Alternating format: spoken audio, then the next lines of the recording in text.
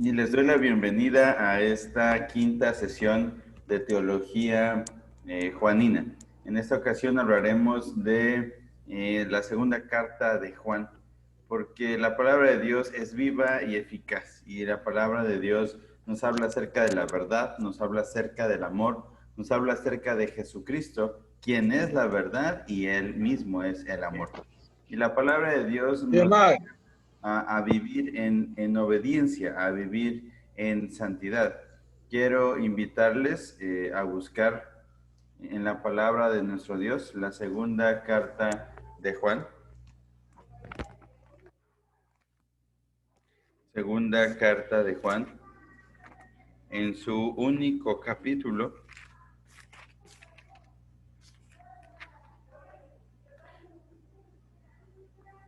versículo 4 al 5. Dice este texto: Mucho me regocijé porque he hallado a algunos de tus hijos andando en la verdad, conforme al mandamiento que recibimos del Padre.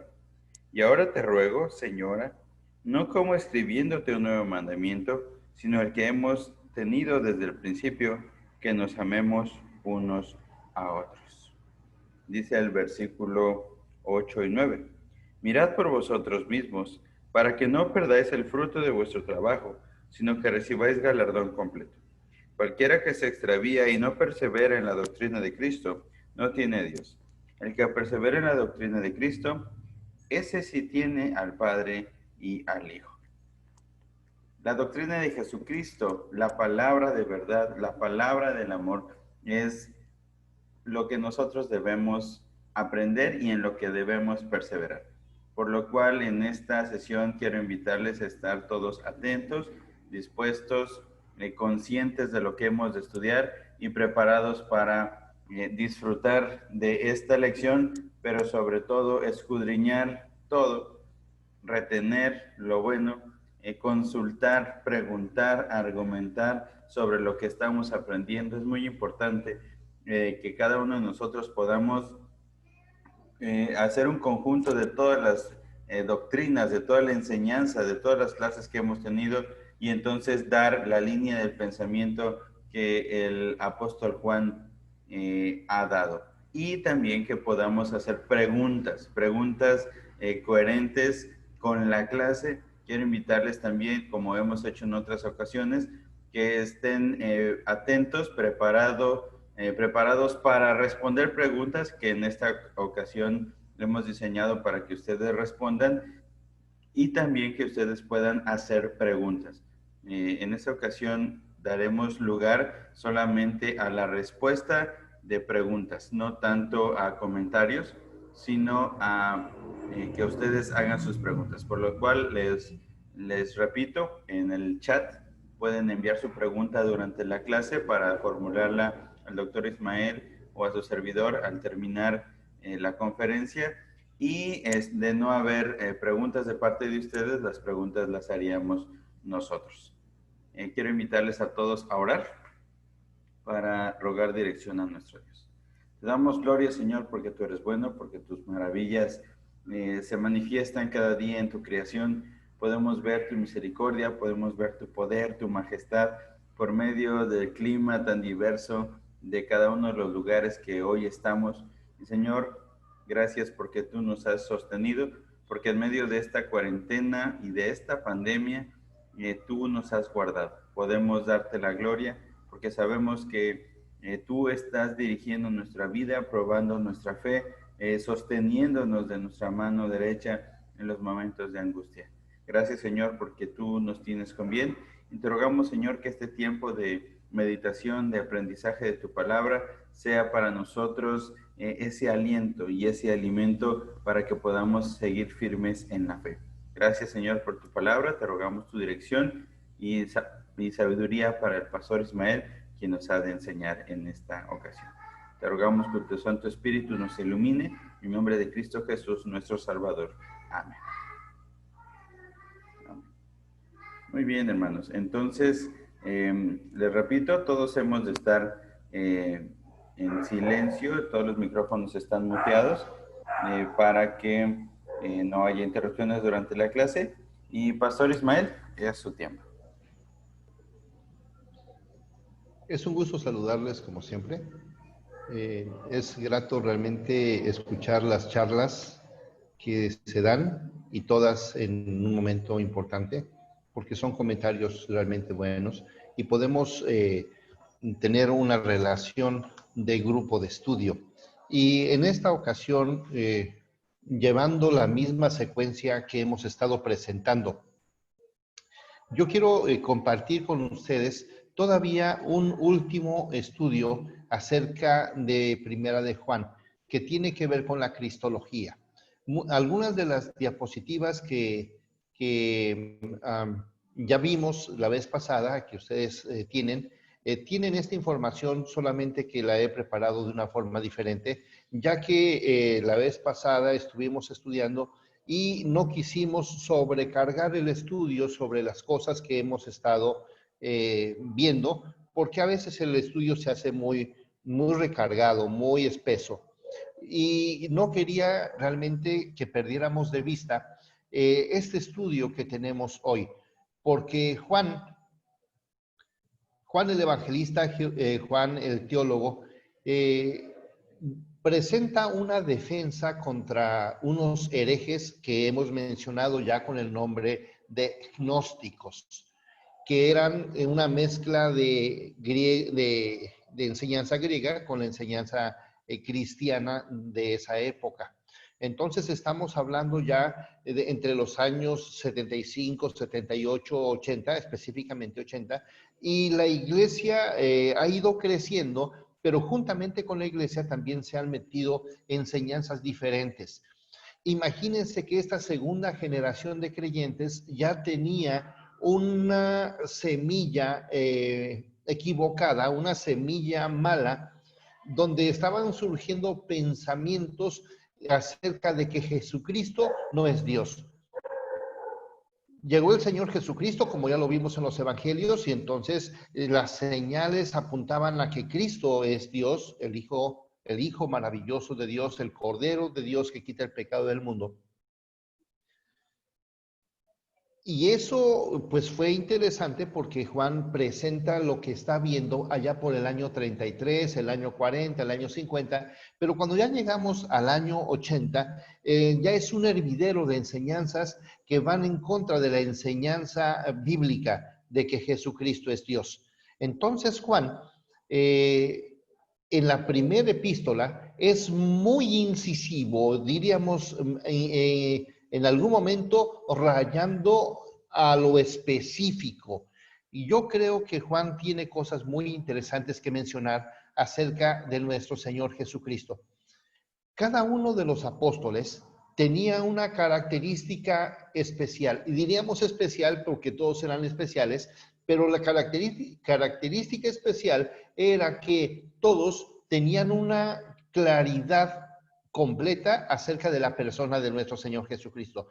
Cada uno de ellos manejaba al detalle, al dedillo, eran expertos en cristología, eran expertos en teología, eran expertos en eclesiología, eran expertos en soteriología, eran expertos en la vida cristiana, en la vida de Dios, en la vida, esa vida que abarca todas las áreas. Entonces, Juan lo hace de una forma muy interesante y no olvidemos que el tema central de toda la escritura es que Jesucristo es el Señor, que Jesucristo es Dios. Cuando vemos a nuestro Señor Jesucristo desde el mismo Génesis como la simiente dada por Dios, el anuncio del Evangelio, creemos que a partir de ahí, sin pasar por alto que en el versículo 3, versículo 1 de Génesis, ya encontramos que Jesucristo es la palabra creadora de Dios. Y entonces así, Génesis, Éxodo, Levítico, Número, Deuteronomio y cada uno de los libros, que serían 66, siempre tienen una cristología que se va mostrando de una forma suave al principio, pero cuando ya llegamos con los apóstoles, tenemos una cristología con todo el peso, con toda la claridad, de tal forma que nos muestra exactamente algo que no podemos dejar, que nuestro Señor Jesucristo es el Señor para gloria de Dios Padre. Entonces, el Señor Jesucristo es el centro de toda la enseñanza de todos los apóstoles, de todos los profetas. Cuando nos acercamos a Juan, podemos decir que Juan es un teólogo. ¿Por qué teólogo? Porque habla de Dios y porque tiene una profundidad en las enseñanzas de una manera absoluta, de una forma impresionante. Pero no solamente es un teólogo, es un excelente maestro. ¿Por qué maestro? Porque cada una de las enseñanzas que está presentando las está desmadejando, las está relacionando y en cada momento va agregando algo para que nosotros podamos aprender. Es un excelente pedagogo y yo diría orador, aunque en este caso estamos hablando de escritor. Es un gran pedagogo al escribir porque él utiliza varias imágenes para hablar de nuestro Señor Jesucristo y estas imágenes realmente son imágenes visuales. Cada palabra que dice rápidamente atrapa nuestra atención. Entonces, cuando nosotros vemos su pluma, su enseñanza, decimos es impresionante. Por eso, en esta ocasión queremos hablar acerca de las imágenes llenas de divinidad que está presentando Juan en Primera de Juan. En Primera de Juan. Lo primero que hemos de decir es que en la cristología de Juan podemos ver que él es el verbo de vida. Quiero hacer énfasis ya no tanto en la palabra verbo, porque ya la hemos estado estudiando en algunas ocasiones, pero ahora quiero hacer énfasis en la palabra vida, en la palabra verbo de vida. La primera imagen sobre la persona de Cristo es hermosísima, porque noten por favor ustedes que dice verbo de vida en el versículo 1 y versículo número 3.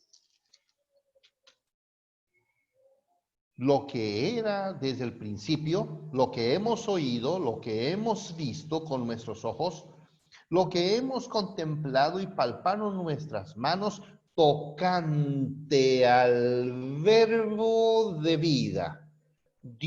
Cristo es el verbo de vida, el verbo que da la vida. Entonces, Cristo, él dijo, yo soy el camino, soy la verdad y soy la vida.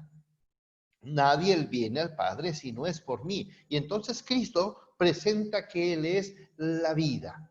Pero también Él nos presenta en el capítulo número 6, versículo número 48 de Juan, del Evangelio de Juan, algo que tenemos que ver. Por favor, acompáñenme a Primera de Juan, a Juan, al Evangelio, para ver algunas cositas que se muestran ahí acerca de la vida. Capítulo 6, versículo 48 y 51. Dice el versículo 48, yo soy el pan de vida. Cristo es la vida, ya lo dijo, claro que sí, pero ahora dice que Cristo es el pan de vida. Cristo es el pan de vida. Vuestros padres comieron el maná en el desierto y murieron, pero este es el pan que desciende del cielo para que el que come de él no muera. Entonces, Cristo es la vida. Cristo es el pan de vida. Cristo vino a dar vida. Juan capítulo 10, versículo 11. 10, versículo 11.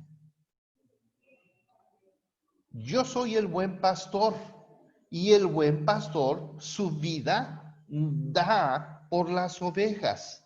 Su vida da por las ovejas. Entonces, Cristo es la vida, Cristo es el pan de vida y Cristo vino para dar su vida por las ovejas, para poner su vida por las ovejas.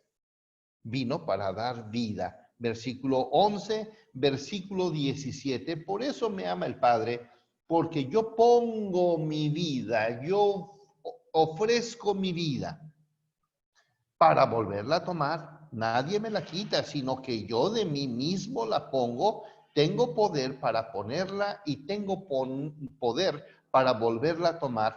Este mandamiento recibí de mi Padre. Este mandamiento. Y entonces, noten por favor estas figuras que estamos presentando, porque la figura que se muestra aquí es que Cristo es la vida en persona. Vean la imagen tan hermosa de la vida.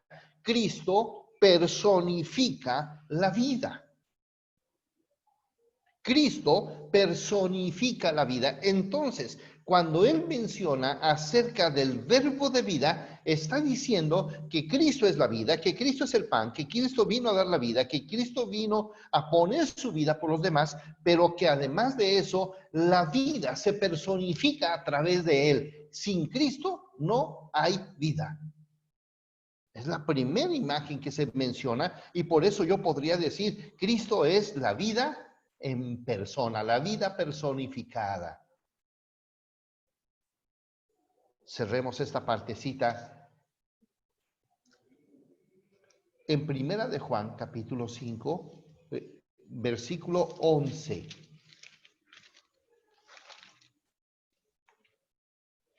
En el pasaje que estamos estudiando, 5:11, dice, este es el testimonio que Dios nos ha dado vida eterna y esta vida eterna está en su Hijo. Claro que está en su Hijo porque su Hijo es la vida.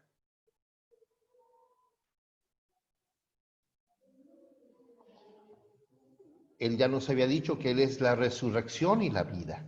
Es decir, el Señor Jesús tiene claro que Él es la vida misma.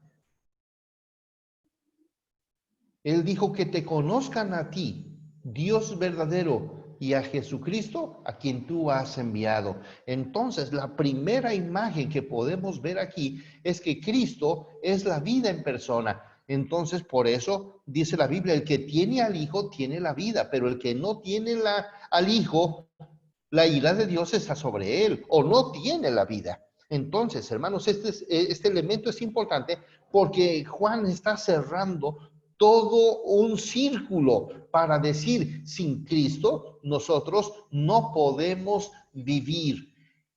El que cree en mí, aunque esté muerto, vivirá. Claro que sí, porque cuando Cristo está en nuestra vida, entonces hay vida. Y hay vida en abundancia. Y esa vida eterna no es para cuando nosotros muramos. Esa vida eterna se presenta en cada día, en cada instante cuando nosotros vivimos después de esa transformación y de ese llamado a la conversión que Dios nos ha hecho. A partir de ese momento nosotros estamos viviendo dos cosas. Uno, la vida eterna y la vida de calidad, la vida hermosa. Estamos viviendo la vida eterna, pero esa vida eterna entonces es una vida hermosa, es una vida para vivir ahora, es una vida, tan esplendorosa que no concebimos que el creyente no viva una vida de calidad y una vida transformada. No lo podemos concebir porque el que tiene al Hijo es la vida. ¿Por qué? Porque la imagen que está presentando Juan es que el verbo es Cristo, Él es el verbo de vida. Esa es la primera imagen. Apúntela por ahí, porque a lo mejor en algún momento se nos va a ocurrir preguntar cuáles son las imágenes claras que está presentando Juan. La segunda imagen que está presentando Juan está en el capítulo 1, versículo 2. Versículo 2. Porque la vida fue manifestada, claro, se manifestó, y la hemos visto con nuestros ojos, lo que hemos contemplado y palparon nuestras manos tocante al verbo de vida, y porque la vida fue manifestada y la hemos visto y testificamos y os anunciamos, la vida eterna, la cual estaba con el Padre y se nos manifestó. Entonces, queridos hermanos, aquí vemos a un Cristo encarnado en el versículo número 2, un Cristo que se pudo palpar. La enseñanza de los docetistas era que Cristo era solamente una especie de fantasma, que era solamente una forma de ilusión, que era una forma de algo imaginario. Pero nuestro Señor Jesucristo no era así, lo está presentando como el encarnado, como el que tocamos, como el que vimos. Y esto tiene un significado muy especial porque en Juan 1:14, cuando dice, y aquel verbo fue hecho carne y habitó entre nosotros y vimos su gloria como gloria del Padre, está utilizando una palabra muy interesante. Está utilizando la palabra habitó entre nosotros. Pero noten por favor el sentido de la palabra habitó. Ahí en nuestra lámina tenemos una palabrita que a lo mejor no la sabemos decir en español, pero es la palabra esquenocen. Esquenocen. ¿Qué significa la palabra esquenocen? La palabra sí significa habitar, por supuesto que sí, pero era la palabra que se utilizaba para el tabernáculo. ¿Recuerdan ustedes que el tabernáculo era una tiendita como de campaña, bien preparada, bien diseñada, de tal forma que los levitas se administraban y se organizaban de tal forma que cuando había que moverse, todo el mundo recogía las cosas e inmediatamente podían caminar?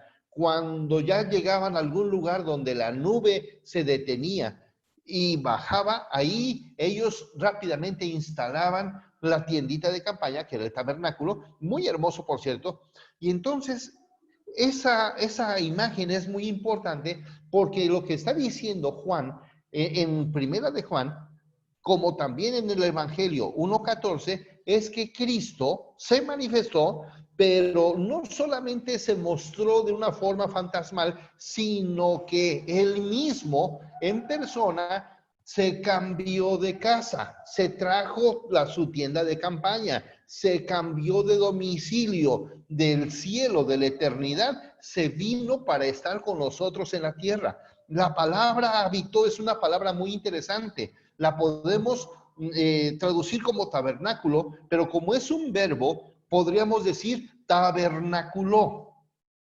Tabernaculó. ¿Qué significa esto, queridos hermanos? Esto significa que se trajo su casa de campaña, que se trajo el templo de Dios a la tierra. Él trajo la presencia de Dios a la tierra.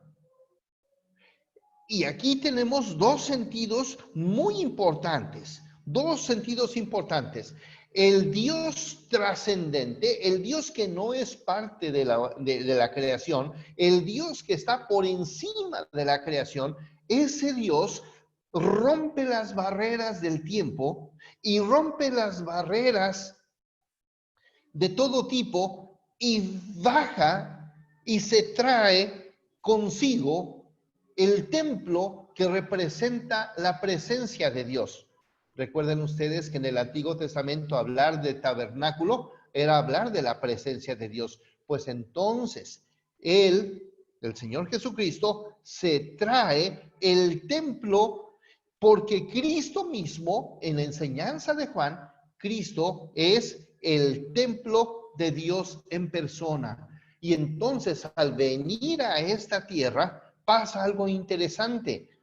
El Dios trascendente, el Dios que está por encima de todas las cosas, se cambia de domicilio y funciona también en forma inmanente. Es decir, Dios trabaja desde el mismo suelo, desde la misma tierra, y entonces antes solamente dirigía en la eternidad, dirigiendo, enseñando a toda la gente, pero ahora, a través de la vida de Cristo, Dios está totalmente presente, pero ahora está palpable.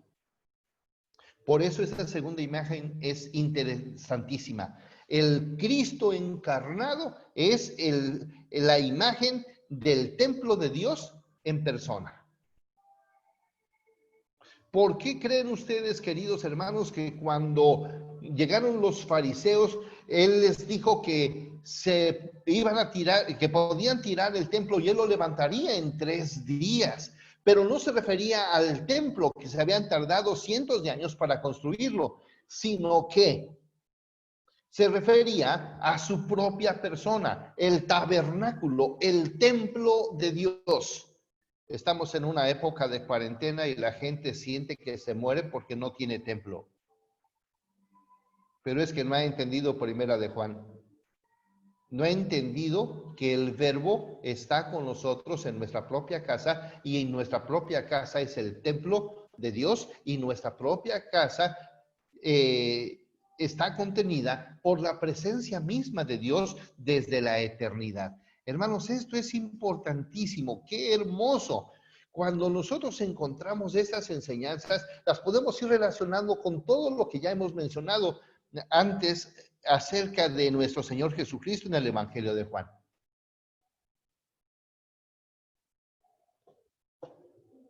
Habitó entre nosotros. Por eso pudo entendernos. Por eso pudo mostrar toda su divinidad, pero pudo mostrar toda su humanidad. El Cristo que está presentando Juan, está dejando en este momento ya mudos a todos los enemigos de la fe que se han estado infiltrando. Porque decirles que se trajo la casa, que se trajo el mismo templo, que se trajo el cielo a la tierra, hermanos, es algo impactante, porque era tocable, porque era palpable, porque pudimos tocarlo, y aquel Verbo fue hecho carne y habitó entre nosotros, y vimos su gloria como gloria del unigénito del Padre, lleno de gracia y de verdad. 2 palabras interesantísimas, gracia y verdad. La palabra charis, gracia, todo el favor de Dios. Y la palabra verdad, que hemos de ver en un momentito más tarde, tiene que ver con la fidelidad de Dios mismo. Entonces, ya tenemos 2 figuras, 2 imágenes claras que Juan está presentando, y ahora lo hace a través de el tabernáculo, el templo que viene. En el capítulo número 2, queridos hermanos, está una imagen realmente impactante. Yo creo que mucho hemos hablado sobre esto, pero nos ha faltado algún detalle. La palabra abogado, sí es verdad, incluso en español la tenemos, y en español también tenemos la palabra paracleto como una especie de transliteración. Y entonces ahí nosotros podemos observar esos detalles en esta lámina, y podemos ver al abogado, y en español le llamamos paracleto. Inclusive tenemos algunos himnos donde mencionan a Cristo como el paracleto de Dios. Solamente que, ¿qué significa paracleto? ¿Qué significa paracleto? ¿Quién nos puede enseñar la palabra paracleto? Mire, la palabra paracleto, como usted la está observando ahora, hasta ahí llega la primera parte. Y cleto, paracleto. Para significa junto. Y cleto significa llamado. Es el que es llamado junto. Es el que es llamado para estar junto a alguien. Aquí la imagen es hermosa porque es un abogado, claro que sí es un abogado, es alguien que va a salir en defensa de alguien. Pero también la palabra tiene el sentido del amigo, el único amigo, que no hay otro amigo. Es decir, quiero que podamos entender bien la palabra paracleto. Si usted tiene una necesidad, usted tiene una necesidad en cuestiones jurídicas, pues seguramente usted va a buscar a un experto en leyes, a un abogado, y entonces él va a estar y le va a decir, cuéntamelo todo, yo quiero estar contigo. Y entonces la persona se abre y el abogado está tomando notas para encontrar de qué forma puede apoyarle. Pero, hermanos, sí utilizamos la imagen del abogado y la utilizamos bien. Pero cuando yo estoy muy enfermo, hermanos, yo no necesito un abogado. Yo necesito un médico. Puede haber muchas personas ahí, puede estar un pastor, puede estar un futbolista, puede estar un albañil, pueden estar muchas personas, pero en ese momento yo necesito a alguien que esté conmigo para poderme ayudar en la necesidad que yo tengo. Porque en el Antiguo Testamento se utilizaba esta palabra paracleto para llamar a una persona que es experta en algo en base a lo que yo necesitaba. Era aquella persona que estaba conmigo, el único que podía salir por mí en algún momento. Entonces, la palabra paracleto es una palabra especial porque es alguien que está a tu lado cuando nadie más puede estar a tu lado. Esa es la palabra paracleto. La palabra paracleto es el que está a un lado de ti, que nunca te va a dejar, pero que está en base a toda tu necesidad y a él le puedes tener toda la confianza. Nosotros lo hemos traducido como abogado y está bien, pero hermanos, dejamos la figura muy corta, muy breve. Si yo soy muy malo para la cocina, yo necesito una persona que me enseñe a cocinar o que me cocine. Y entonces él sería mi paracleto, la única persona que podría ayudarme. Pero otra vez insisto, esta palabra era utilizada para casos y cosas específicamente imposibles. Es decir, muchos abogados podían haber, pero había uno que era el abogado. Podíamos hablar de muchos médicos, pero solamente uno era el experto y era el que me podía ayudar. Entonces es el único y el ayudador absoluto. Y esto es lo que presenta Juan. Cristo es el abogado, Cristo es el médico, Cristo es el especialista y que está ahí porque nadie puede hacer lo que él hace. Esto, queridos hermanos, a mí me impresiona mucho. Sí me gusta la figura de abogado, por supuesto que sí me gusta, como se presenta en el pasaje, pero quiero decir que se queda muy corta. No es solamente el asunto de el abogado, sino como el médico, como el especialista. Si yo tengo descompuesto mi carro, hermano, puede haber muchos mecánicos, pero hay un mecánico. O sea, esa es la imagen, el que está a un lado para poderme auxiliar en lo que otros no pueden auxiliar. Esa es la persona y la figura de nuestro Señor Jesucristo. Sí me gusta el abogado, claro que sí, pero tiene un sentido mucho más allá y más profundo. El único que está a mi lado siempre. Esto es importante, queridos hermanos, porque nuestro Señor Jesucristo siempre está a nuestro lado y Él es el especialista, Él es el único que nos puede ayudar, el único que nos puede sostener, el único que dio su vida por nosotros. Esto es hermoso, esto es impactante. Si esto no nos emociona, ya no nos va a emocionar nada. Qué hermosa imagen nos está presentando ahora Juan. Pero noten la siguiente, en el siguiente versículo. Ya nos dijo, hijitos míos, estas cosas os escribo para que no pequéis. Pero si alguno hubiere pecado, abogado tenemos. Es decir, el único que está ahí para apoyarnos en medio de nuestra depravación total, en medio de nuestra incapacidad como hombres, en nuestra incapacidad de ser justos, sabios y santos. Entonces está ese abogado, ese especialista en perdonar pecados. Pero el versículo número 2 dice, y Él es la propiciación. Quiero decirles, hermanos, que esta figura, esta imagen es hermosa. Y creo que no la hemos explotado tanto como hemos explotado la anterior. La palabra hilasmos, la palabra proposición. Este hilasmos era lo que en el Antiguo Testamento se llamaba caporet. El caporet era una tapa,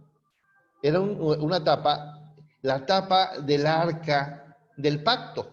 Y entonces ahí estaba la tapa, donde estaban los utensilios, y hermanos, ahí era donde se hacía todo el sacrificio.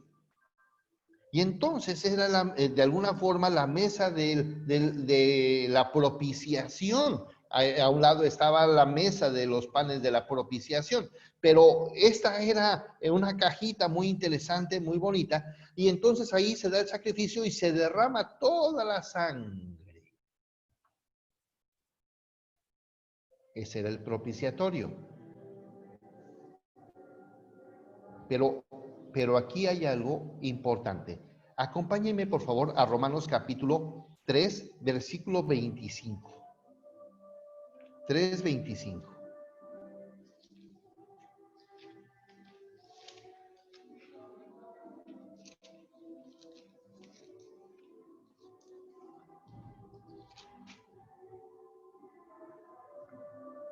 Versículo 23 para que tomemos toda la idea.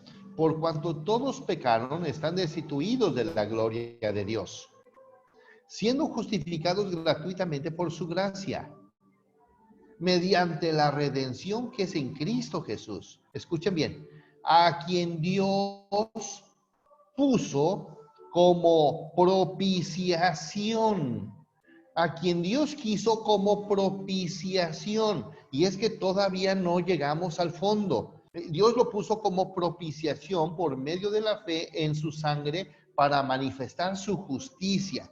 Entonces se derramaba la sangre, caía ahí, y entonces venía la misericordia de Dios.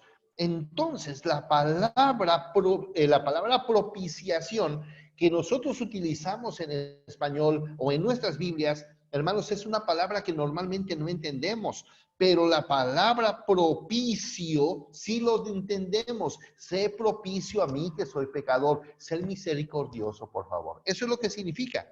Entonces, dice el versículo, Él es la propiciación. Él es la propiciación. ¿Qué era entonces el hilasmos? ¿Qué era entonces el caporet? Lo voy a decir de una forma sencilla. Era el perdonatorio. Bueno, la palabra no existe así, pero era un perdonatorio. Era el lugar donde la gente recibía el perdón de todos sus pecados. Lo voy a usar de otra forma. Lo voy a decir así. Era el misericordatorio. El lugar de la misericordia.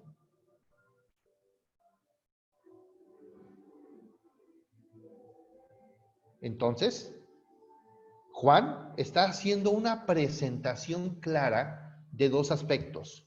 Número uno, Cristo es el sacerdote, pero Cristo es el sacrificio.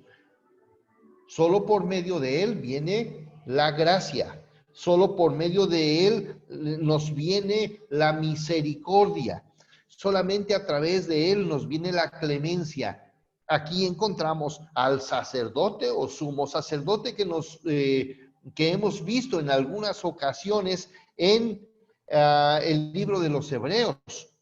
El sumo sacerdote, pero también el sacrificio, un solo sacrificio. Entonces, hermanos, imagínense qué hermoso está aquí, donde Cristo es el cordero propiciatorio, expiatorio, el lugar de la misericordia, el intercesor, el mediador, el lugar donde nos llega todo el perdón, y es el lugar y la persona donde nos viene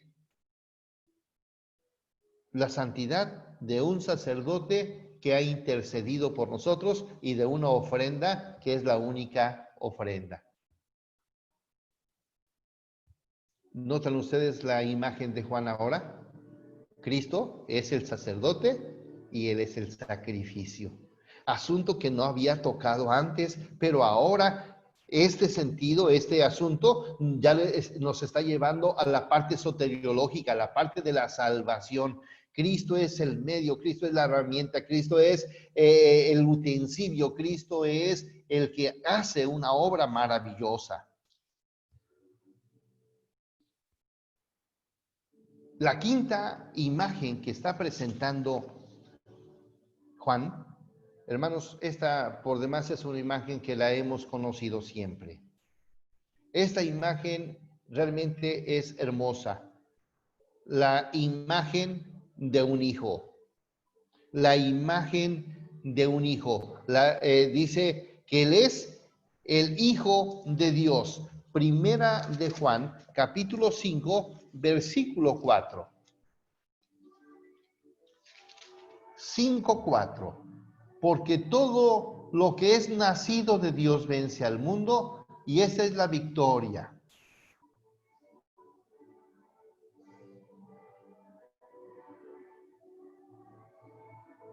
Que ha vencido al mundo, nuestra fe. ¿Quién es el que vence al mundo? Sino aquel que cree que Jesús es el Hijo de Dios. El que cree que Jesús es el Hijo de Dios, Él es el que vence. Que sí, el que ha creído en el Señor Jesucristo como Hijo de Dios. Fíjense, queridos hermanos, que esta semana fue una semana muy interesante. Quiero compartirles que cuando yo nací, cuando mis padres se casaron, se vinieron de Michoacán, porque ellos son de Michoacán, y entonces se vinieron a la Ciudad de México, y yo no conocí realmente a mis primos, a mi familia. Ahora, después de muchos años, vamos a decir 50, 60 años, tengo 60 años, y en esos últimos años me encuentro a mi familia por medio del Face, me encuentro a mi familia y me reconocen y platicamos y todo. Y me llama una de mis primas y me dice, oye primo, te voy a mandar un enlace porque estoy preocupada y quiero que tú me digas si está bien esta persona que está escribiendo. Y fíjense, hermanos, que este sábado pasado, cuando ustedes estaban ahí comentando algunas cosas, les iba a mandar un trocito porque me mandó a internet y bajé el comentario, y entonces era un tipo que dice que Cristo no es Dios, ni tampoco quería ser semejante a Dios. Entre 6 o 7 cosas que después contesté. Me dice mi prima, oye, ¿se lo puedo mandar a la persona? Y le dije, pero pues no sé quién sea la persona. Y me dice, es tu primo. Mi primo enseñando locuras, diciendo que Cristo no es Dios, que no tenía la conciencia de Dios, pero que Cristo sí era nuestro hermano. Cristo es nuestro hermano, y él dijo, mi padre es mayor que yo. Esa es la doctrina de la subordinación, que hasta la fecha tienen los mismos testigos de Jehová. Queridos hermanos, cualquiera que diga que Jesús no es Dios, hermanos, a este hay que rechazarlo, hay que quitarlo. Nosotros no podemos aceptar que una persona diga que Jesucristo no es Dios. Pero, queridos hermanos, ese es el problema precisamente de la época donde está Juan, donde él tiene que afirmar que Cristo es el Hijo de Dios. Y esa imagen de hijo se va presentando en todo el Evangelio, en todos los Evangelios, y es algo hermosísimo. Imagínense la imagen de un hijo. Muchos de nosotros entendemos claramente la imagen del hijo. Intimidad, amor, cariño. Y entonces dice la Biblia que Dios dijo, este es mi hijo amado en el cual tengo complacencia. Y entonces Juan presenta esta imagen donde el Padre y el Hijo siempre están juntos, pero donde los dos comparten la misma divinidad, la misma sustancia y la misma gloria. Qué hermosísimo. Pero debo de decir que este fue el punto discutido desde este año número 80 hasta el año 325. ¿Y qué digo 325? Todavía siguió. Todo el tiempo de los padres de la iglesia, la discusión era acerca de nuestro Señor Jesucristo, el nestorianismo, el valerianismo, el eutiquismo, en el monarquianismo, distintos grupos, muchos grupos, enseñando que Cristo no es Dios. Y hermanos, Juan seguramente que se enardecía y entonces se presenta en el Evangelio y ahora lo presenta en la primera carta y acabamos de leer hace unos momentos la segunda carta de Juan donde presenta al Señor Jesucristo como nuestro Señor e Hijo de Dios. Es decir, la imagen de hijo es una imagen emocionante, importante. El Hijo de Dios presenta el que tiene toda la esencia, todo el poder. Esto, hermanos, es importante. A mí me gusta mucho poder pensar en esto. Fíjense, en el Evangelio de Juan, en el capítulo 20, va a terminar precisamente de esta forma. Juan 20:31.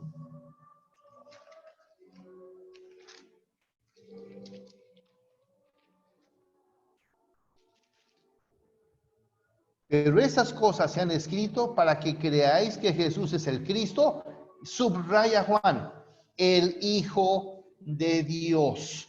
Hijo. Me encanta el credo de Nicea cuando dice engendrado, no creado. Engendrado. ¿Cuál es el sentido de engendrar? El que trae los mismos genes.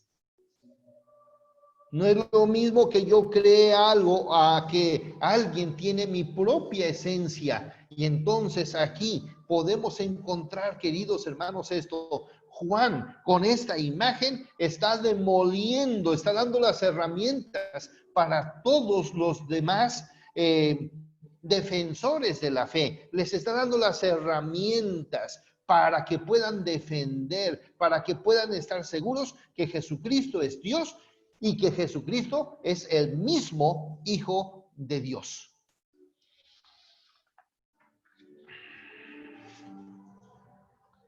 En el capítulo número 5, versículo 7, encontramos una sexta cosa. Encontramos que Cristo aparece junto con el Padre y también aparece junto con el Espíritu Santo. Versículo realmente emocionante. ¿Por qué es emocionante? Bueno, son dos razones principales. La primera, queridos hermanos, porque el versículo número 7 dice, porque tres son los que dan testimonio en el cielo. Hablamos de cielo, hablamos de eternidad. Desde la eternidad, entonces está el Padre, el Verbo y el Espíritu Santo. Y concluye el versículo 7, y estos tres son uno. Estos testigos, este testigo cósmico es importante porque no es solamente un testigo, no solamente él habla algo y lo testifica, lo declara, lo muestra, sino que hay otras dos personas que saben lo mismo y que enseñan lo mismo. En este caso, me encanta esto, queridos hermanos, porque Cristo es presentado como el testigo cósmico, como Cristo el eterno. Claro que sí, ya hemos dicho muchas ocasiones que es la segunda persona de la Trinidad. Claro que sí, esto es importante. La segunda cosa que quiero comentar con esto es que este versículo ha sido quitado de muchísimas Biblias. Es decir, este versículo en el idioma original de algunos manuscritos griegos, algunos atrevidos, algunos contumaces, extrajeron este versículo. Yo agradezco a Dios porque Reina y Valera tuvieron el cuidado de mencionar el versículo y de no dejarlo fuera. Pero hay muchas versiones en griego y hay otras versiones que no mencionan que Cristo es Dios. Me encanta la versión trinitaria del griego, donde menciona precisamente este versículo, donde el Padre, el Hijo y el Espíritu Santo son Dios. Hay una sociedad bíblica que se llama Sociedad Bíblica Trinitaria. Los que hemos estudiado en los seminarios nos han dado a la Nestlé, nos han dado las Sociedades Bíblicas Unidas. Pero hermanos, esas versiones han sido atacadas por la crítica bíblica y han extrapolado, han sacado muchos versículos, especialmente aquellos que tienen que ver con la divinidad de nuestro Señor Jesucristo.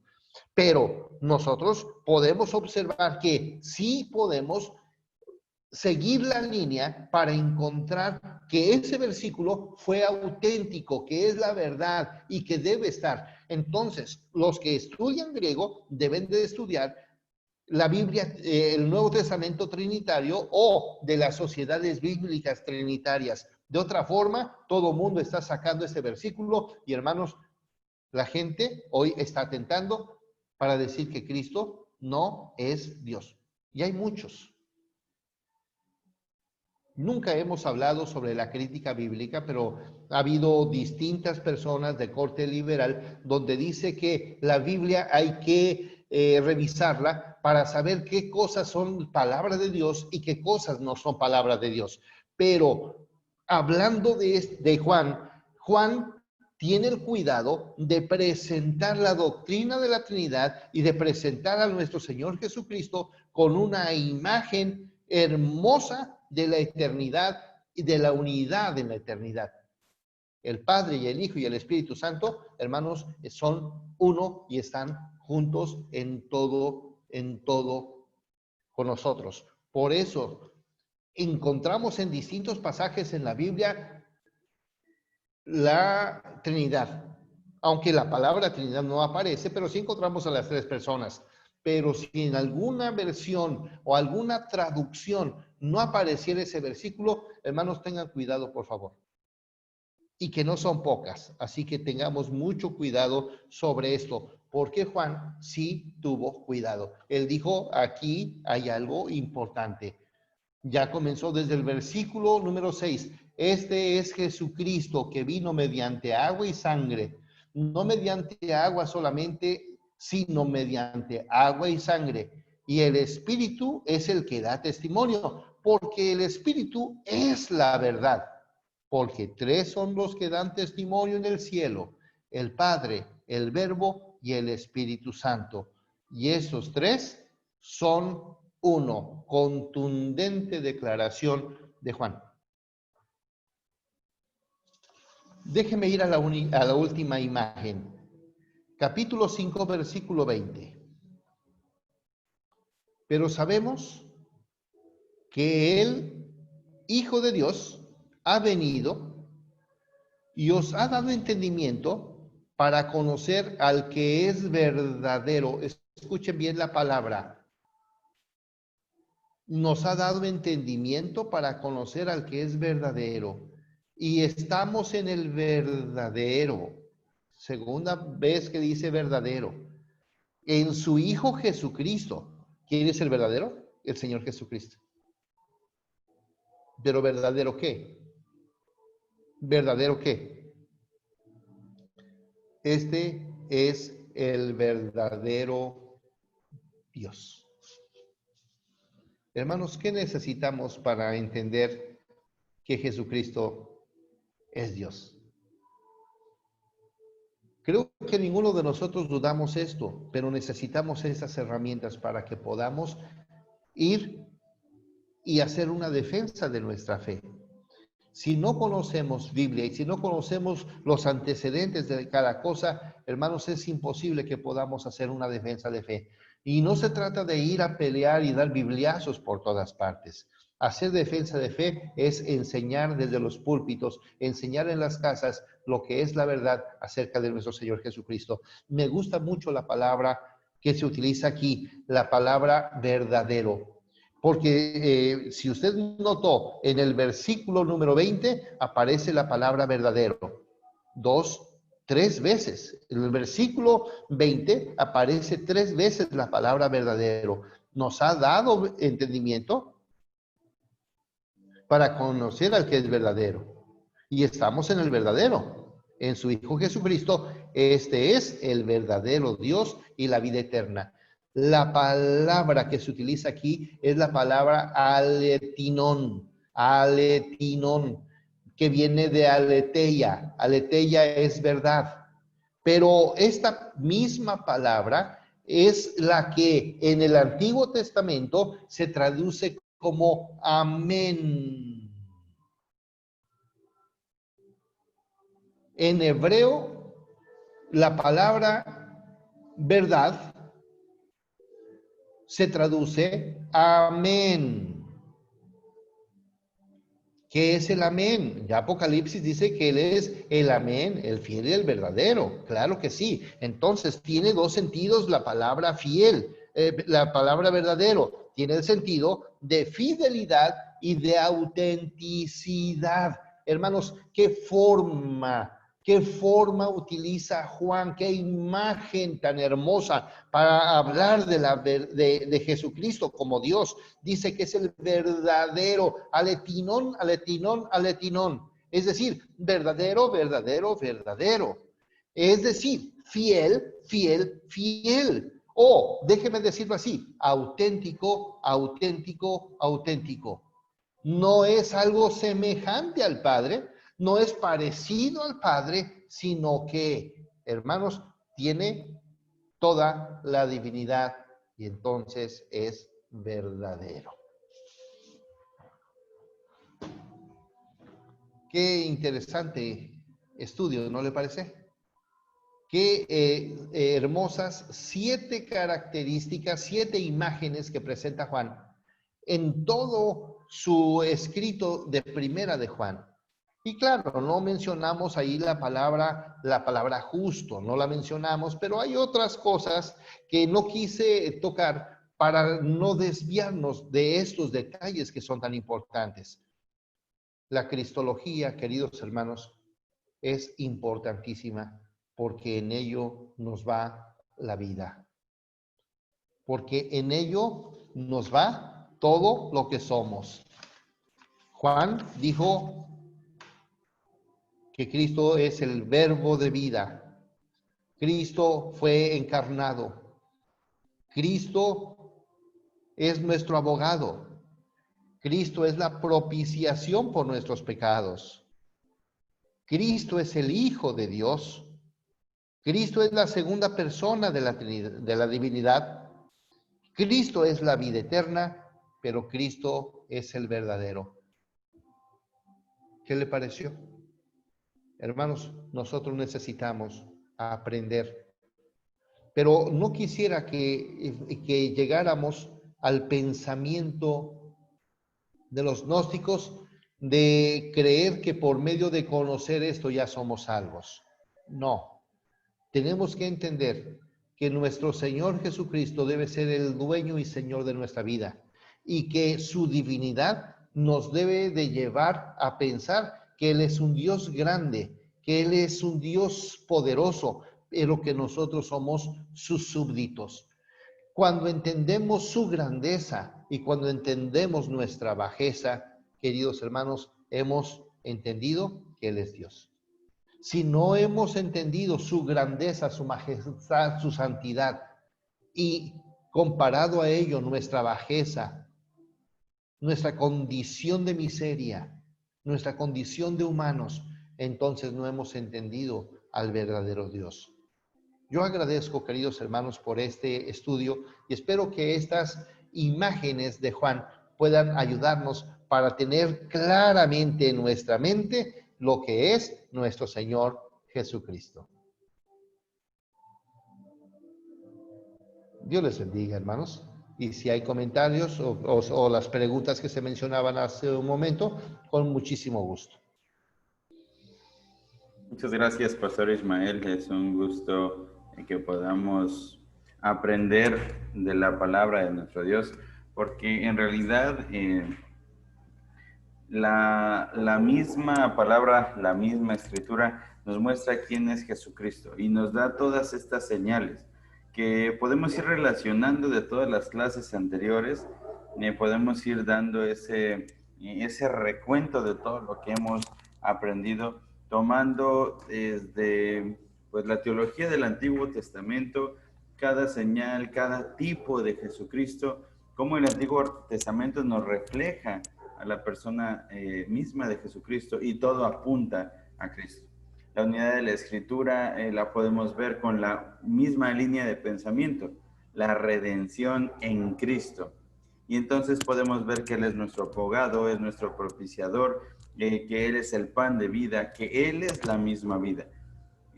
Por eso es necesario que nosotros estemos aprendiendo cada día más y, como se dijo durante la clase, adquiriendo estas herramientas, porque eso en realidad son herramientas apologéticas, son herramientas para defender la verdad, para expresar quién es el verdadero Hijo de Dios. Durante la conferencia hemos visto en el chat que muchos han comentado aspectos sobre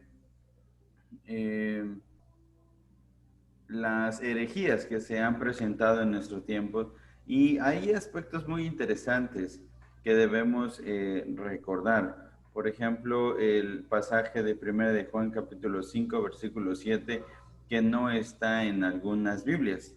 Hace algunos meses Dios me dio el privilegio de dar una clase de crítica bíblica en el Instituto Bíblico Tzotzil.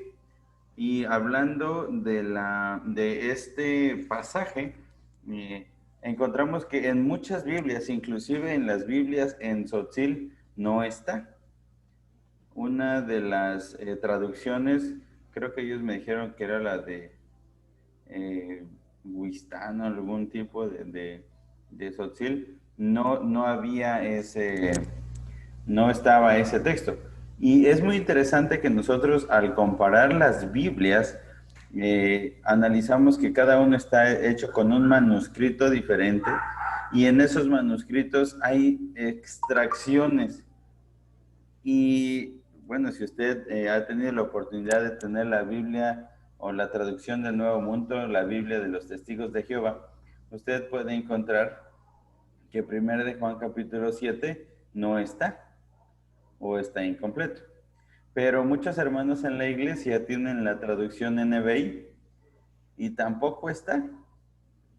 Y veamos qué texto no está. Es un texto que nos habla específicamente de Jesucristo o de la Trinidad, y en este caso la segunda persona de la Trinidad. Entonces, yo creo que hay mucho que comentar, hay mucho que preguntar. Y una de las preguntas que se nos hacía al principio y que me parece muy interesante, por eso hago la referencia hacia la unidad de la Escritura con el Nuevo Testamento o el Antiguo Testamento. El pastor David Escobar hace la pregunta, ¿cuál es la relación que hay entre la fiesta de los tabernáculos, los panes de la propiciación, con la persona de Jesucristo?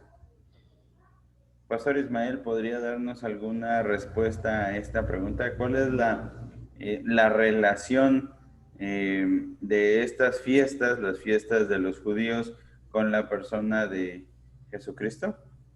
Sí. Los judíos, hermanos, los judíos, los hebreos, eh, desde muy temprano en el tiempo del sacerdocio de Aarón y en el tiempo de Moisés, siempre recibieron una orden de hacer un tabernáculo. Y dice la Escritura que según el modelo que Dios le dio a Moisés, entonces hizo un candelabro, hizo una mesa de la proposición, hizo um, una cajita que era el pacto de la alianza, hizo la parte de la propiciación, puso un lavacro, estaba la puerta, estaba el lugar santo, estaba el lugar santísimo, y entonces cada uno de los elementos del tabernáculo son elementos de la persona de Cristo. La lámpara es, o el candelabro, candelero, es la personificación de la luz. Yo soy la luz. Los panes de la propiciación representan a nuestro Señor Jesucristo como el pan de vida. El lavacro, el lugar donde uno puede lavarse para tener la limpieza necesaria. El lugar santo, el lugar que separa al lugar santísimo, el Señor Jesús como el lugar santo, pero también como el lugar santísimo. Entonces el velo, que era un velo espeso, una especie como de cobija, o sea, era un velo, pero hoy entendemos que velo es algo muy transparente, como el asunto que utilizan las novias y dicen, bueno, está detrás del velo. Y es una tela muy sencillita, una tela que deja ver lo que está del otro lado. Era al revés, era una tela tan espesa que no dejaba ver nada. Entonces, cuando nuestro Señor Jesucristo muere, recuerden ustedes que el velo, perdón, que el velo se rasga de arriba hacia abajo. Un símbolo muy interesante, muy, muy bonito. Entonces, todos los elementos, en este caso del tabernáculo, pero también todas las fiestas. Aquí va la relación. Todas las fiestas apuntan a nuestro Señor Jesucristo. La Pascua apunta a la persona de nuestro Señor Jesucristo como el punto de partida para la liberación. Los tabernáculos, la fiesta de los tabernáculos era una fiesta muy interesante donde ponían enramadas, donde la gente salía, pero también para recordar la liberación de nuestro Señor Jesucristo. Y ahí, pues en medio de la fiesta celebraban también la Pascua, pero también la unidad de todo el pueblo. Es decir, las fiestas, todas las fiestas, principalmente eran tres, los tabernáculos, la fiesta de la Pascua, y en este momento no recuerdo, tal vez en unos minutitos recordaré la otra. Son tres principales, pero todas están apuntando de las cosechas. Entonces, todas están apuntando a la persona de nuestro Señor Jesucristo, todas. Entonces, hay una relación muy fuerte. Por eso yo mencionaba que en el Antiguo Testamento, muchísimas cosas, eventos, personas, tiempos, representan a nuestro Señor Jesucristo. La serpiente, la peña, am, el arca, es decir, muchísimas cosas, pero también son tipos de Cristo las mismas fiestas de los judíos. Entonces, todo está apuntando a la persona de Jesucristo. Cada persona que veía o participaba de esas fiestas era como estar celebrando la comunión con nuestro Señor Jesucristo. Y es importante que nosotros recordemos que todo el Antiguo Testamento nos muestra señales de la persona de Jesucristo, específicamente la fiesta de los tabernáculos, en el sentido de la adoración. Es muy relevante el hecho de, ya se comentó durante la clase el tema del Shekinah o la presencia de Dios. Y la presencia de Dios en medio de su pueblo, el tipo o el tabernáculo como un tipo de Jesucristo, del Dios con nosotros, Dios en medio de su pueblo. En la escritura vemos que el tabernáculo estaba ubicado exactamente al centro del campamento. Y entonces todas las tribus estaban alrededor de ella, en un sentido de la centralidad de Cristo sobre su pueblo. Es muy importante para nosotros ver ese detalle. Cristo es el centro del pueblo y Cristo es el corazón del pueblo y Cristo es el tabernáculo. En él tenemos ese templo. Inclusive yo mencionaba en el comentario durante la clase que Juan nos presenta la segunda señal de la divinidad de Jesucristo, es la purificación del templo. En Juan capítulo 12 nos muestra que Él llega, purifica el templo y es cuando Él dice que Él es el templo y que este templo bueno, ustedes lo derriban y yo lo vuelvo a construir en 3 días, representando a su persona como el templo. Entonces, Él es el templo. Inclusive el tema del reposo, que muchos tienen entendido que es igual un asunto del templo. No, el reposo ni es el día, ni es la fecha, sino es Jesucristo es nuestro reposo. Así lo presenta Hebreos. Entonces es muy interesante ver todas estas relaciones del Antiguo Testamento y todas estas figuras que apuntaban específicamente a la persona de Jesucristo. Y un detalle más, en el asunto de los panes de la propiciación, recordemos el tipo de preparación, era un asunto ritual, pero también no lo hacía cualquier persona, y eran panes sin levadura. Recordemos que era un tema de sin pecado, como igual un tipo de Jesucristo, sin pecado. Entonces el intermediario, el intercesor de entre nosotros, el propiciador, era solamente el justo, Jesucristo el justo. Solamente hago estos comentarios para abundar en el tema de la relación del Antiguo Testamento, los panes de la propiciación, el tabernáculo de las fiestas, como personas de Jesucristo. Ahora, viene una pregunta que en realidad es muy interesante. Creo que es clara en lo que debemos responder, pero es interesante, Pastor Ismael, que nos pudiera responder. Dios. Entonces, ¿cuál es la imagen de Jesucristo que nos debemos formar hoy? Se han mencionado imágenes de Jesucristo, imágenes de su divinidad. Como una conclusión, como un resumen, ¿cuál es la imagen que nosotros debemos tener hoy de la persona de Jesucristo? La imagen de Jesucristo es una imagen de paz, de consuelo, de santidad, de misericordia, de clemencia. Es decir, en Cristo se encierran todos los atributos de Dios. Me gusta mucho cuando Pablo dice, Él es la imagen del Dios invisible, el primogénito de toda creación. La palabra primogénito no tiene el sentido de ser el primero o el primero creado. La palabra primogénito significa el principal. El principal. Entonces, nuestro Señor Jesucristo no solamente es el primogénito de los hermanos, sino es el principal de todos los hermanos.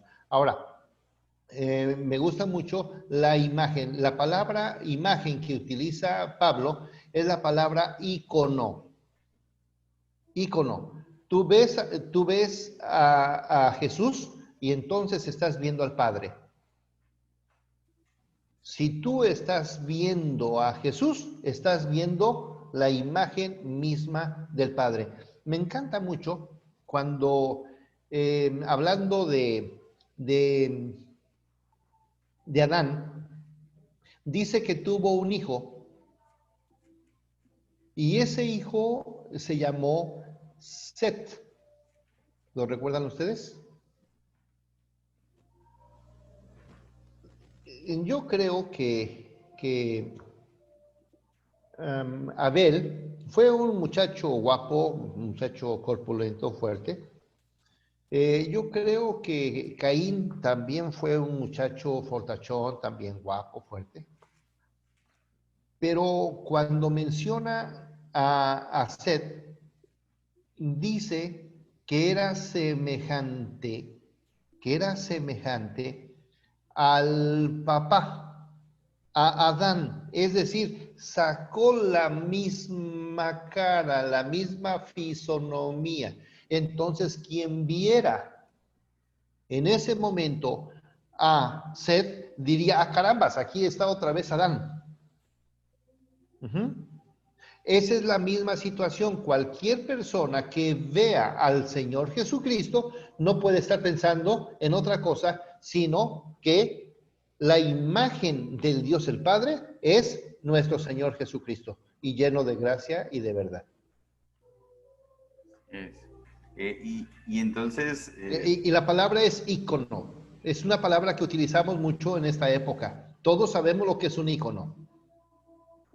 Juan capítulo 1, versículo 18, nos dice exactamente eso. Cuando dimos la clase acerca del prólogo, concluíamos con esto. A Dios nadie le vio jamás.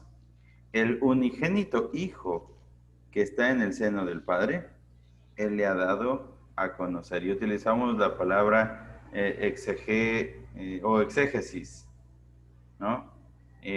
Con el entendido de Él ha expuesto la verdad de Dios.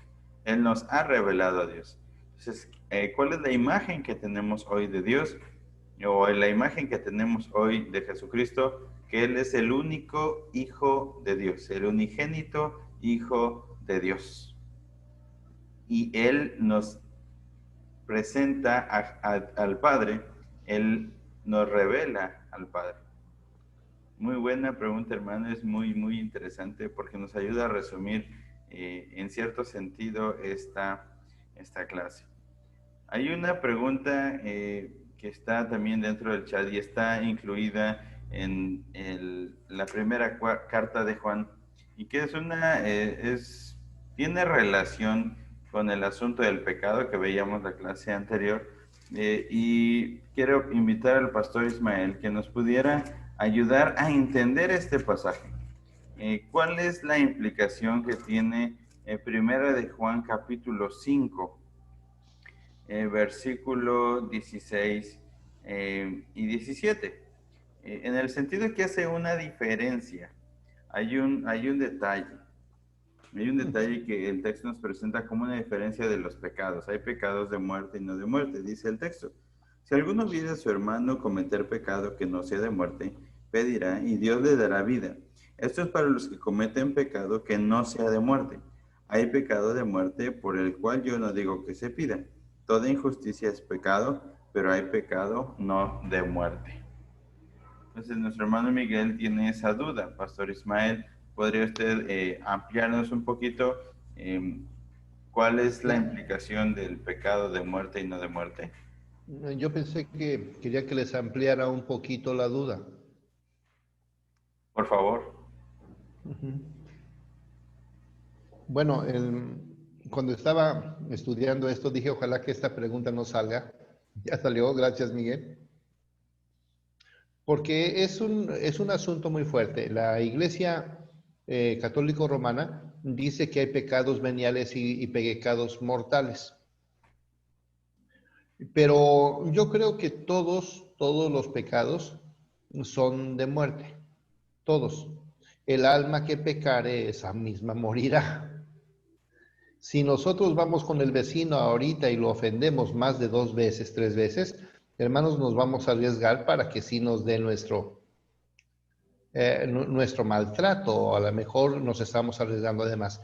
Yo creo que el pecado de muerte eh, tiene que ver con especialmente con el pecado de la blasfemia contra el Espíritu Santo. Creo que ese podría ser principalmente el pecado, que es el pecado imperdonable. Pero yo creo que todos los pecados nos ponen en riesgo nuestra vida en forma física. Cualquier pecado, cualquier pecado pone en riesgo nuestra vida. Dice Juan, si alguno viere a su hermano cometer pecado que no sea de muerte, pedirá y Dios le dará vida. Esto es para los que cometen pecado que no sea de muerte. Y hay pecado de muerte por el cual yo no digo que se pida. Pero, hermanos, noten por favor el versículo 17, porque siempre tenemos que leer en relación al contexto. Siempre tenemos que leer el contexto. Vean ustedes cómo dice el 17. Toda injusticia es pecado. Toda injusticia es pecado. Pero hay pecado no de muerte. Y sigue el 18.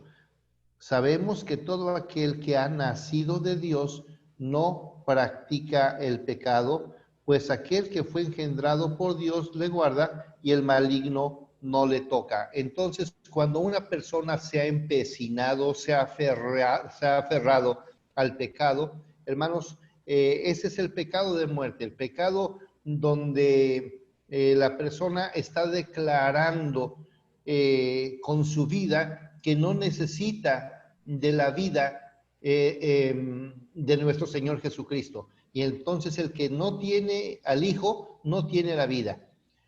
Aquel que recuerden ustedes el contexto del gnosticismo. El gnosticismo son personas que están renunciando a nuestro Señor Jesucristo, y entonces el pecado de muerte es no tener al Señor Jesucristo, no reconocer al Señor Jesucristo y rechazar de esa forma a Dios. Vean ustedes el contexto es el contexto del gnosticismo. El pecado de muerte es el pecado de no tener la vida eterna porque no se ha conocido o se ha rechazado a la persona de nuestro Señor Jesucristo. Eh, Aumentando a ese comentario que les mencionaba yo en la clase pasada, igual Kevin de Jong en el libro de Una grieta en tu santidad, mencionaba precisamente ese mismo detalle, que el pecado de muerte o no de muerte no es específicamente que haya grados de pecado, ¿no? Que haya pecados más grandes o más pequeños. Algunos dicen, bueno, la fornicación, como es un pecado contra el cuerpo, es más grande que una mentirita piadosa. Pero no está hablando específicamente si de ahí pecados más grandes o pecados más pequeños, sino de la obstinación en el pecado. Recordemos que en la clase anterior también hablábamos de el pecar y vivir en el pecar.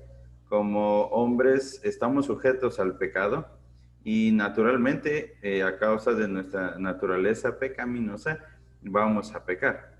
Pero estamos siendo santificados, estamos siendo moldeados por el Señor y no vivimos ni disfrutamos del pecado, sino tenemos vergüenza y dolor por este pecado. Pero vivir en el pecado y un asunto de obcecación u obstinación tienen que ver con el no necesitar a Dios, sino en el deseo de autocomplacencia en el pecado. Entonces, ¿cuál es el pecado de muerte? Pues es negar la existencia de Dios y negar mi necesidad de Dios. Si yo digo que no necesito de Dios, entonces es por eso que Juan dice, ya no pidas, porque esa persona no le ha sido dado a conocer su necesidad del Evangelio. Pero una persona que tiene la necesidad del perdón y el arrepentimiento, pide por ella, porque esa persona o tú necesitas el perdón de Dios. En ese sentido, debemos dejar claro eso. No es que haya pecados más grandes o más pequeños. No es que haya pecados más desagradables que otros. Pecado es pecado y toda transgresión de la ley o toda infracción, de aunque sea uno de todos los mandamientos, pues entonces tienen condenación. Esto nos ayuda a entender que no hay ni mayores ni menores. El asunto que es que o somos reconciliados o no somos reconciliados. El que está en muerte es el que rechaza, no solamente con palabras, sino con actitudes al Señor Jesús en su vida. Entonces está muerto. Hermano Moisés, ¿tú tenías algo que decir a esto?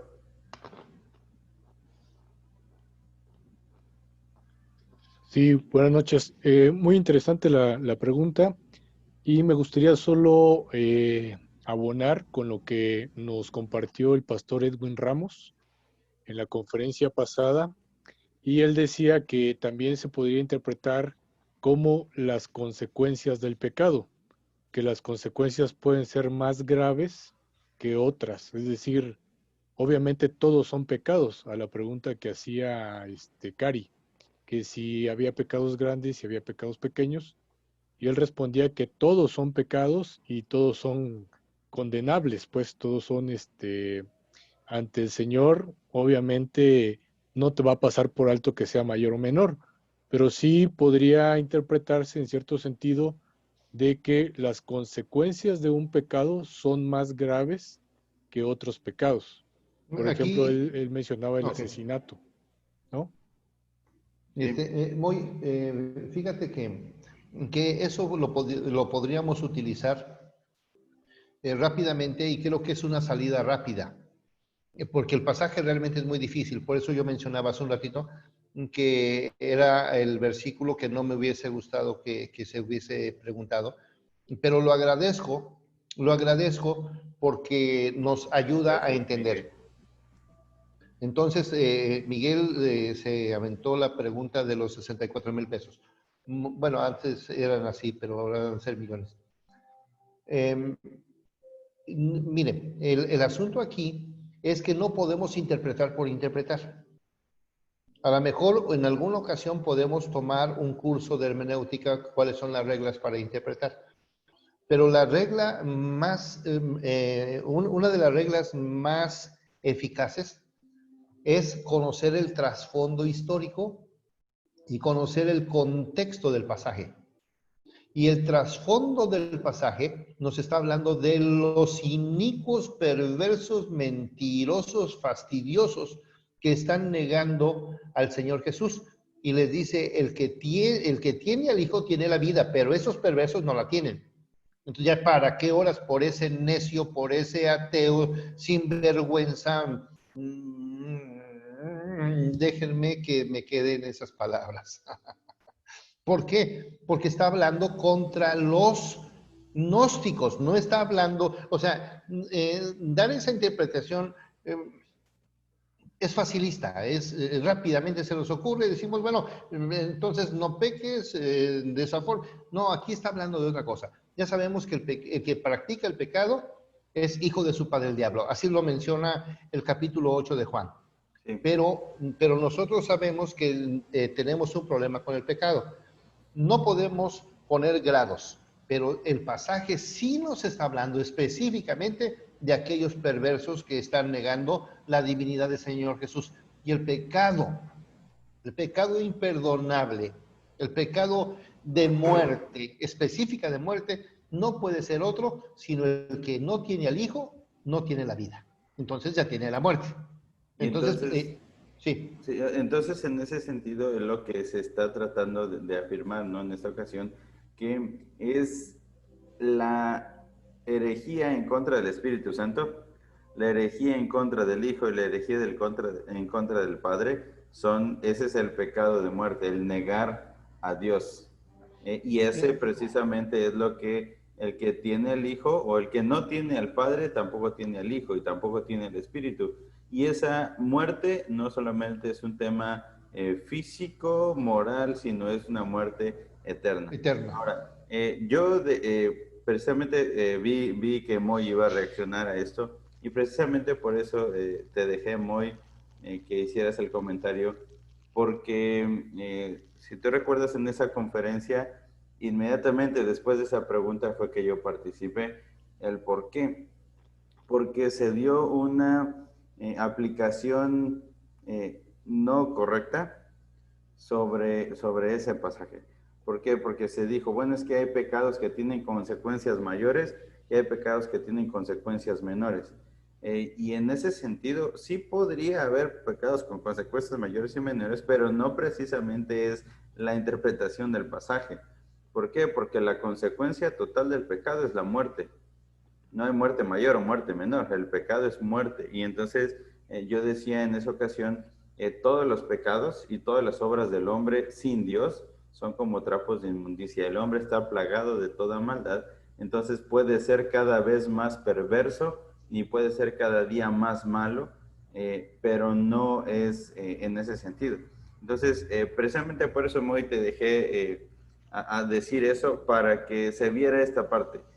No hay pecados mayores o menores, ni con consecuencias mayores o menores en ese sentido. Es transgresión de la ley de Dios y la paga del pecado es muerte.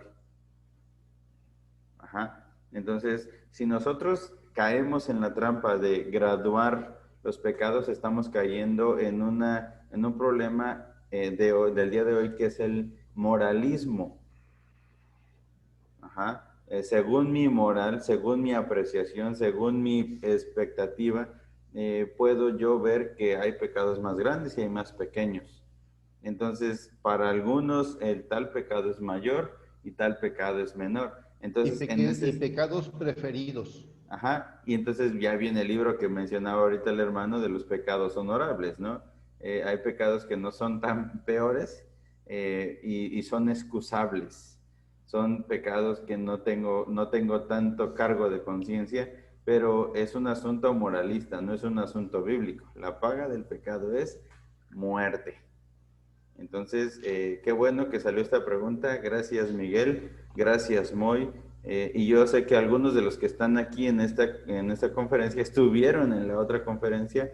Y entonces yo traté de dar la otra parte, ¿no? Que no quedemos en ese sentido equivocado de que hay consecuencias mayores o menores. No, sino el pecado es pecado. No es enfermedad, ni es debilidad. Se llama naturaleza pecaminosa. Muy bien. Ahora, hermanos, es un gozo que se den estos diálogos, que se den estos debates, lluvia de ideas, porque nos ayuda a ampliar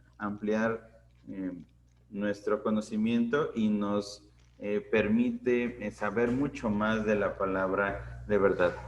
Hay algunas preguntas más. Nuestro hermano Fernando Medina hace esta pregunta y la leo para que todos podamos tener alguna respuesta hacia esto. ¿Qué pasaría con la mentira de Pedro al negar a Jesús? Y la de Ananías y Zafira, por ejemplo. Ambos mintieron, la mentira de Pedro fue mayor, pero no murió. Bueno, en el hecho de la mentira de Ananías y Zafira, recordemos que ellos actuaron sin arrepentimiento. Hechos capítulo 5 nos presenta que ellos mintieron al Espíritu Santo, y entonces tú no le puedes mentir a Dios. Pero el asunto es la obstinación en la mentira. Si tú recuerdas, en Hechos capítulo 5 se presenta que al presentarse contra Pedro, le dice, bueno, ¿por qué habéis mentido al Espíritu Santo? Y entonces él dice, Ananías, no, yo no mentí, yo pagué, me lo vendieron por tanto, y entonces al haber mentido, al no arrepentirse, cayó muerto. Inmediatamente entra su esposa y pasa la misma situación. En el caso de Pedro, Pedro niega a Jesucristo, pero niega, recordemos el contexto y recordemos la situación. Niega por miedo, niega por confusión, niega porque eso había sido preparado, ¿no? Para que él lo negara. Pero después viene una confesión de fe posterior. ¿Recuerdas Juan capítulo 20, donde él, después de haberse regresado, de haber ido con los demás discípulos, se los llevó al barco, nuevamente el Señor hace otra pesca milagrosa y él se avienta al agua y le dice, maestro, y ya se da aquella charla del Pedro, ¿me amas? Y entonces Pedro reconoce quién es Cristo y entonces viene el acto de arrepentimiento. En ese sentido, nosotros sabemos que el arrepentimiento es para perdón de pecados y da como beneficio la vida eterna y es dada por Dios ese acto de arrepentimiento. Entonces, si una persona, y me pareció interesante la pregunta, porque hay gente que se declara atea mucho tiempo y viene al conocimiento de Jesucristo, y entonces el Señor tiene misericordia de ellos y los trae porque ya son preparados para esto y entonces vienen a la obediencia de la gracia.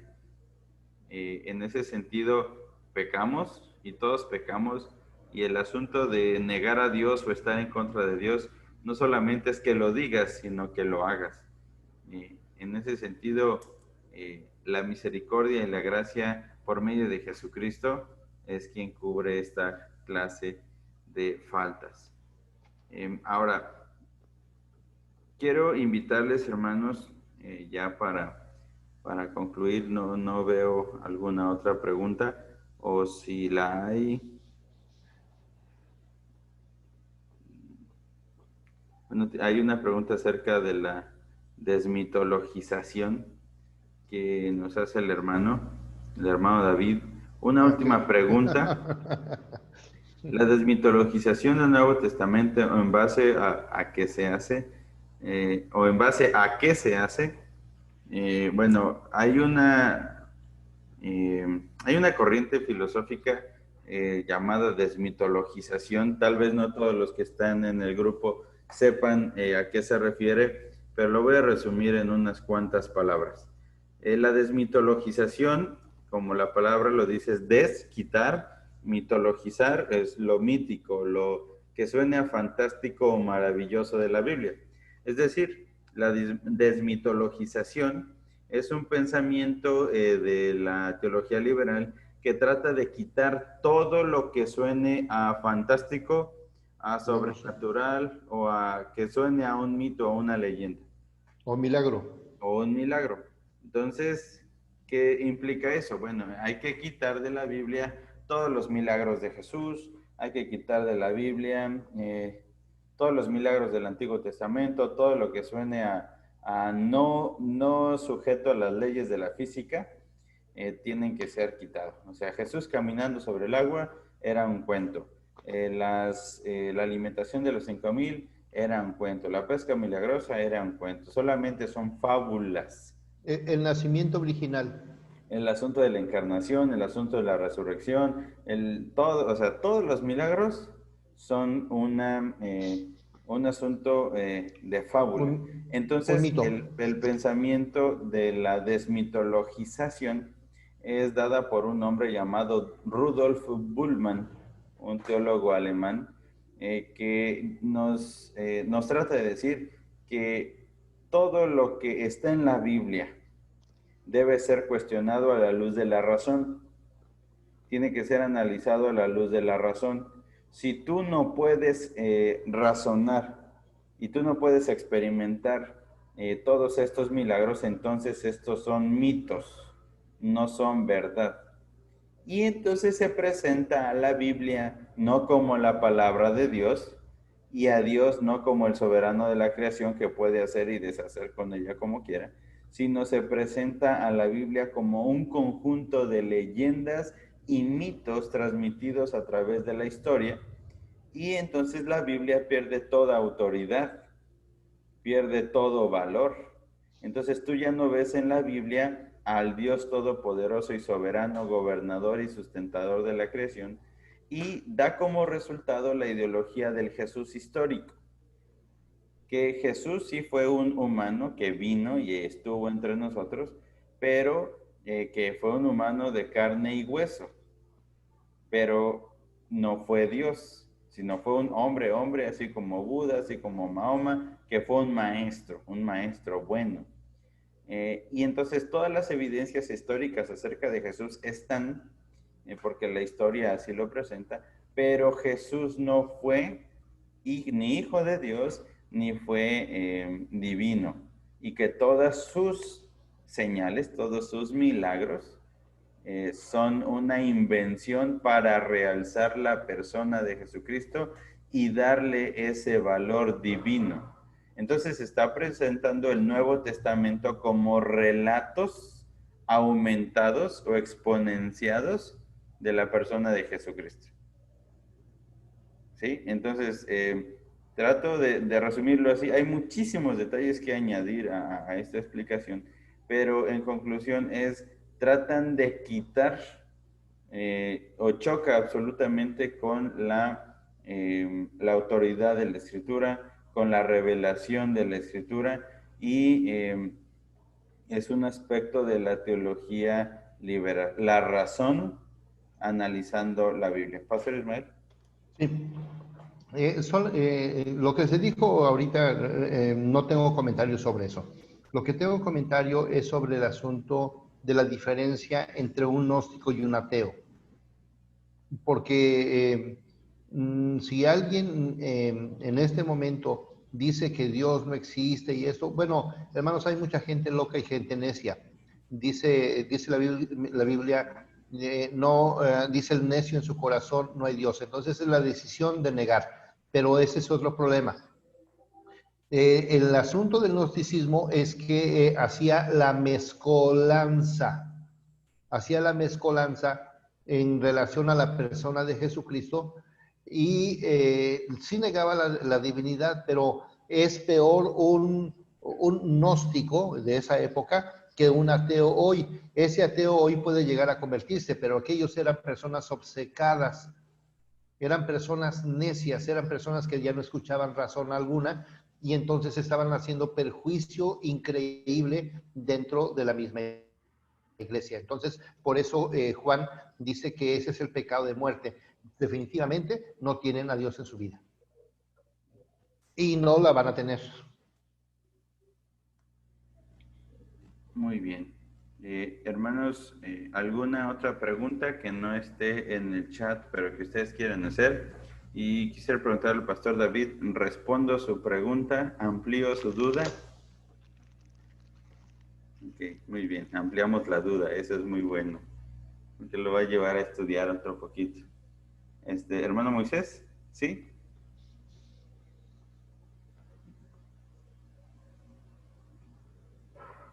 Sí, respecto a este tema de la desmitologización, también se ha propuesto últimamente las epistemologías del sur, retomando el asunto de la mitología maya, los orígenes que anteriormente se estaban llevando a cabo aquí en Chiapas, que anteriormente en el ámbito educativo también se presentaba desde el Popol Vuh, el Chilam Balam, entre otros libros que hablaban precisamente de estas mitologías del maíz, y que obviamente estaba este problema entre cristianismo y la cuestión del origen mitológico de los mayas.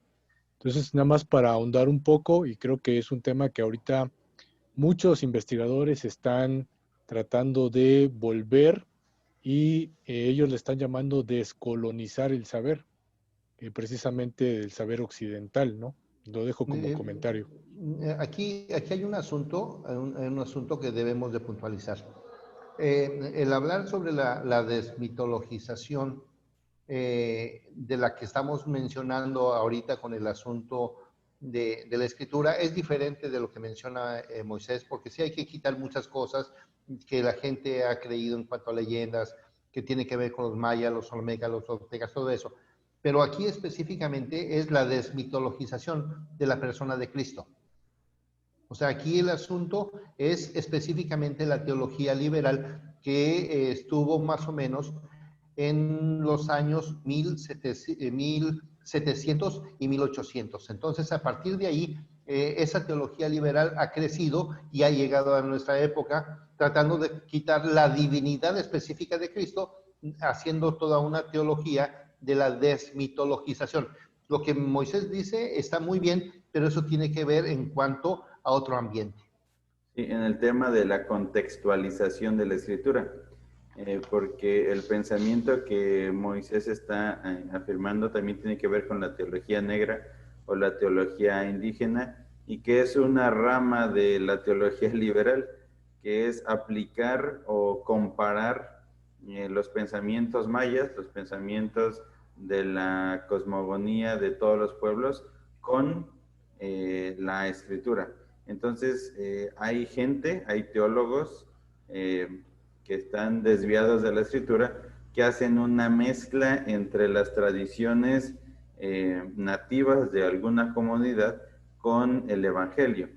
Entonces, muchos a eso le llaman contextualización del evangelio. El hermano David, y justamente Sí, sí. es el ejemplo, es la Santa Cena con pozol y totopos, ¿no? O sea, eso es una idea que se tiene en las comunidades de liberales. No es un asunto propio de los hermanos cristianos de comunidades indígenas, no, ellos no creen eso, sino es un asunto que la teología liberal trata de contextualizar. Y entonces es un tema del humanismo y el racionalismo de la teología. Yo creo que si estudiáramos teología liberal podríamos sacar muchas de estas dudas, inclusive en el grupo de WhatsApp se ha dado algunos debates, algunas pláticas acerca de la cosmovisión bíblica. En esta semana hablábamos acerca de la educación y me pareció muy interesante porque hay mucho que saber, el tema del humanismo en la educación, y si no conocemos la teología liberal que está detrás de la educación en México, la hermana Dina nos comentaba o nos presentaba una hoja que le dieron a su hijo y que es en realidad un extracto del tratado de la contrasexualidad. Es literalmente eso, es un extracto, y entonces presenta la autodeterminación, y eso naturalmente viene del humanismo. Entonces, yo creo que se está perfilando nuestro siguiente curso, que podría ser hacia ese radio de pensamiento, ¿no? La filosofía humanista en nuestra comunidad educativa mexicana. Me pueden ayudar a mi tesis, se lo agradecería. Es el tema que estoy desarrollando y que estoy documentando más sobre ese tema, porque a nivel básico en la educación en México estamos plagados de ello, y yo veo desde el kinder se enseña a la Catrina, se enseña la autodeterminación, que el niño sepa o que el niño tenga la libertad de elegir qué es, si es niño o es niña, y tiene que ver con un fundamento filosófico que hay en nuestra educación. Pero eso será tema de otro pozol y otros totopos. Hermanos, es un gozo estar con ustedes, que hayamos estudiado en esta ocasión, y les invito a que sigamos con ese mismo fervor, con ese mismo gozo, aprendiendo de la palabra. Quiero invitarles a orar, no sin antes darles la tarea para esta clase. Es muy sencilla, en realidad es muy sencilla. Es investigar, ya sea en Google, en algún libro, donde ustedes gusten, las herejías cristológicas. Las herejías acerca de Jesucristo. Son muchas, no piensen que son 2 o 3, son muchas. Ustedes lo pueden encontrar en Google, en realidad muy sencillo, pero esa no es la tarea, ¿no? La tarea no es solamente que lo investigue, sino que usted pueda tomar del estudio que hemos tenido de Juan, con versos, con pasajes de la Escritura, la manera de refutar estas ideologías. ¿Qué pensaba el maniqueísmo y qué dice la Escritura contra ello? ¿Qué pensaba el nestorianismo y qué dice la Escritura en base? ¿Qué pensaba tal herejía? Y entonces, ¿cómo la Biblia da una respuesta clara? Esa es la tarea, ¿sí? La tarea es hacer la respuesta apologética en base a Juan, claro que en base a Juan, pero usted tiene 65 libros más para ahondar en sus respuestas. ¿Sí, hermanos? ¿Alguna duda en cuanto a la tarea?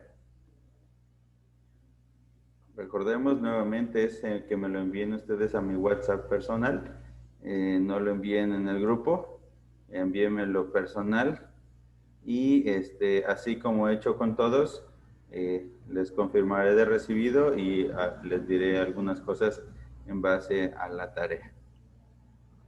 ¿De acuerdo, hermanos? Necesito ver que todos me digan que sí. Amén. Muy bien.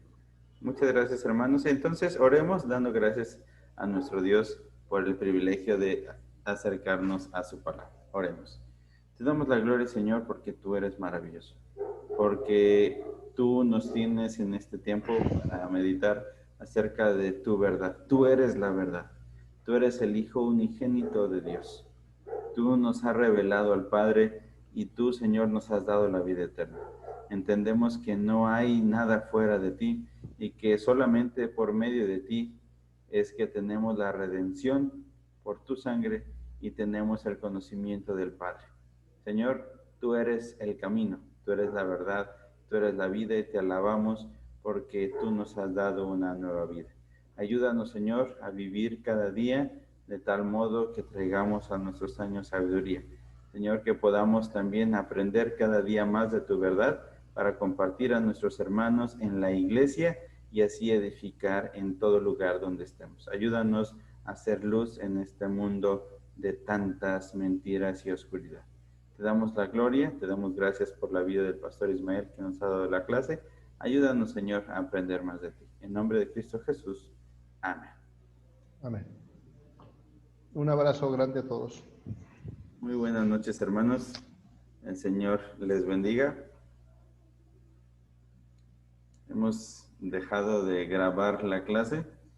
Si alguien quiere hacer algún comentario, invitar a alguna cena, es el tiempo. Si alguien se quedó con algo que decir, si gusta decirlo, puede decirlo, pueden desmutear su micrófono. Yo vi que la hermana Dina tenía hartas ganas de decirnos algo, pero discúlpeme, hermano. Sí, hermano. Adelante. Abundando a lo que decía el hermano Moy sobre los mayas y cosas así, en Najá, no sé si han venido por esta zona, hay un letrero que dice Hachwinik y dice otras palabras en maya, pero traducido dice que el Dios creador fundó las aguas de Najá. Y nosotros le preguntábamos al guía quién es el Dios creador para ellos. Y él nos decía que el Dios del agua, pero el Dios del agua